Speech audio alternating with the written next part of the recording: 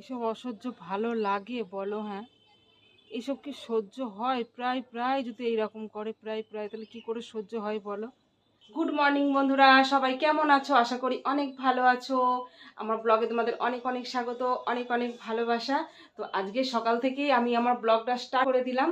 সকালটা চাটা খেয়ে বিছানা বিছানা গুছিয়ে ঘর ঝাড় দিয়ে সমস্ত দিকে হয়ে গেছে। এদিকে আমার রান্নাও হয়ে গেছে, ভাত সবজি ওখানে করে রেখেছি, ঢাকা রয়েছে, এবার খাবো। আজকে তো রবিবার, বাবা কি রে এগুলো, কলার আটা নাকি? তো আজকে তো রবিবার, আজকে স্কুল নেই, পড়া নেই। আমার মেয়ে এদিকে সকালবেলা আমি একটুখানি বই নিয়ে বসতে, বই নিয়ে একটু বসলো, খেলা করেই যাচ্ছে। খেলা একদিকে ভালো, ঘরে আছে, বাইরে প্রচণ্ড রোদের তাপ। তো সকাল সকাল বাজার চলে এসছে। এই দেখো আমাদের কি কি বাজার দেখো। এই দেখো সজনে ডাঁটা, এগুলো কিন্তু সজনে ডাঁটা এই চৈত্র মাসে ঠিক এইরকম হবে। এরপর যেই ঢাকের বাড়ি পড়বে, চৈত্র মানে চৈত পুজো হয়ে যাবে আর পেকে একেবারে ফেটে যাবে। তো এই সময়টা ভাল লাগে। তো এই দেখো সজনে ডাঁটা আর কাঁচকলাগুলো বেশ লম্বা লম্বা সুন্দর সুন্দর। আর হয়েছে, এনেছে বেগুন। এই দেখো বেগুন বেগুন বেগুন, যার নেই কোনো গুণ, কিন্তু তরকারি দিলে না দিলে মজে না। তারপরে এনেছে এই দেখো টমেটো, পাকা টমেটো। তারপরে আছে ঢেঁড়স। ঢেঁড়সের কোনো কথা বলে না, ঢেঁড়সের কোনো গুণ নেই তো ঢেঁড়স। তারপরে এনেছে পটল, এই দেখো পটল। তারপরে এনেছে কি, ও আরেকটা, এই দেখো উচ্ছে। উচ্ছেতে প্রচুর গুণ আছে, কিন্তু আর কি আছে, আর কিছু আছে নি। তো মাছটা এনেছে, মাছটা কাটছে। সকালে খাওয়া দাওয়াটা করে নি, তারপর তোমাদের সঙ্গে পরে আবার কথা বলবো। না পেয়ে নাতি ভাতার তাই নিয়ে দেয় গাঙে সাঁতার, সেই অবস্থা হয়ে গেছে আমার কিছুটা। তো কি করব কেন জানো, স্নান করে উঠলাম, স্নান করে উঠে ময়শ্চারাইজার নেই, কি মাখবো, শেষ হয়ে গেছে। তো ভাবলাম কি দেওয়া যায় মুখে, মুখটা তো টান ধরেছে। তো এখন তো সানস্ক্রিন পাউডার মাখবো না, বাইরে বেরোচ্ছি না, কারণ নষ্ট করব না। আমি তো খুব হিসাব করে চলি, এখন যেহেতু বাইরে যাচ্ছি না কেন নষ্ট করব। ময়শ্চারাইজার নেই তো কি মাখবো। তো মাথায় বুদ্ধি আসলো যে নারকেল তেল রয়েছে, তো নারকেল তেলটা একটু মুখে মেখে নিলাম। তারপরে দেখো মুখটা একটু ঠিক হলো আর তোমাদের সামনে আসতে পারলাম। তো এখন আবার একটুখানি গুছিয়ে গাছি নেব, তারপর আবার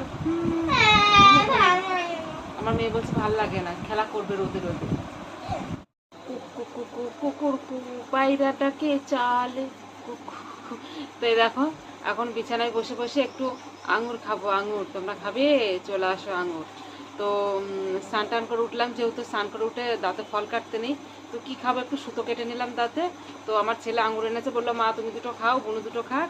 আর এই যে এর মধ্যে এখনও রয়েছে, তো তোমরা যদি খেতে চাও চলে আসতে পারো। দেখি মিষ্টি কিনা আঙুরগুলো, তারপর তোমাদেরকে ডাকছি, ঠিক আছে?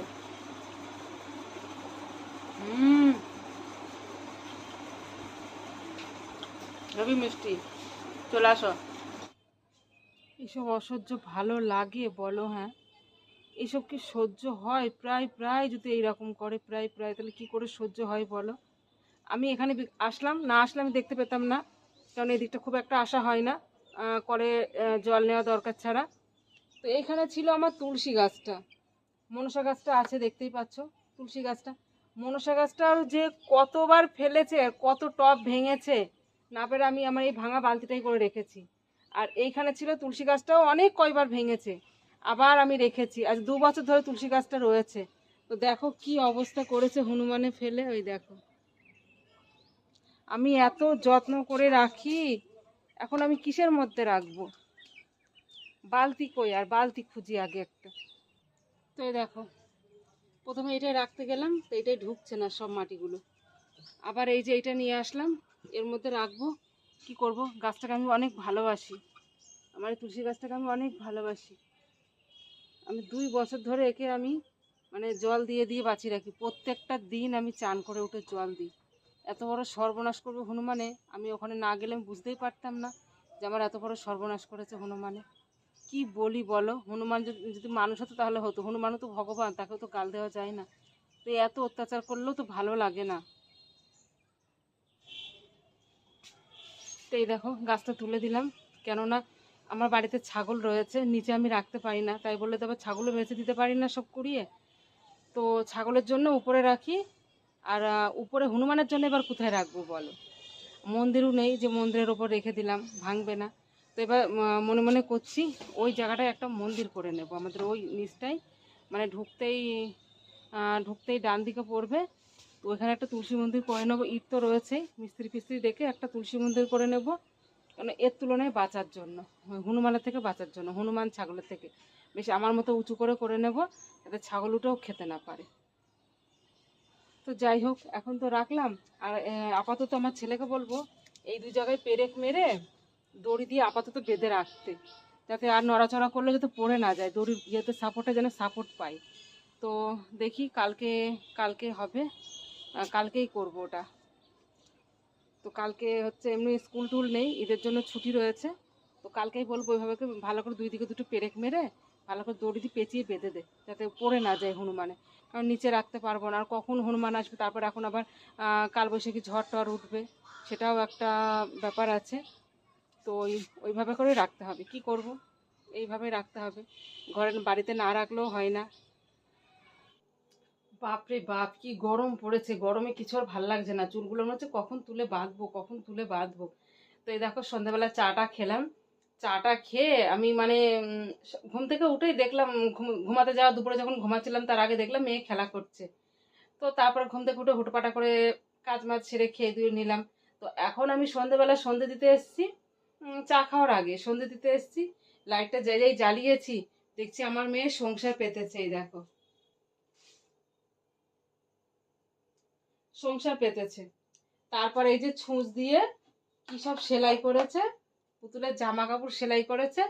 ছুঁচটা দেখছি আমি যেই সন্ধে দিতে এসে ধূপকাঠি ধরে নিচ পেনে চোখ চকচক করছে, কিরে দেখি ছুঁচটা নিচে পড়ে। তো ছুঁচটা আমি আবার তাড়াতাড়ি করে রেখে দিলাম। ব্লাউজের হুক সেলাই করতে গিয়ে, জামার বোতাম সেলাই করতে গিয়ে খুঁজে পাওয়া যাবে না।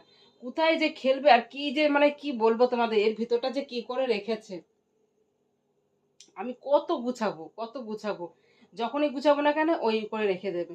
তো এত গরম পড়েছে, কিছু আর ভাল লাগছে না, ঘরের মধ্যে থাকতেও ভাল লাগছে না। অন্যদিন জানলা মাল্লা দিয়ে দিই, আজ এত মশা মশা ঢুকছে, তবু জানলা মাল্লা কিছু দিইনি, আর দেবো কি, জানলা দেওয়ার মতো তো পরিস্থিতি নেই। ওপরটা ওরকম চট দেওয়া ছিল। আমি করলাম কি, যখন পিন মেরেছিলাম তখন আমি ভাগাভাগি করেই মেরেছিলাম, যে গরমকালে আমি নিচটা নামিয়ে দেবো, এইভাবে করে দেবো, আবার যখন শীত আসবে আবার তুলে দুটো করে পিন মেরে দেবো।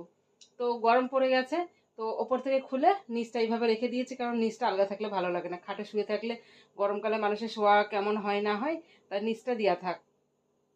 তো যাই হোক, এখন যাব আটা মাখবো, রুটি করব। তো এখন অনেক কাজ রয়েছে। তো সবাই ভালো থেকো, সুস্থ থেকো। বাকি গল্প নেক্সট ব্লগে। Tata, bye bye.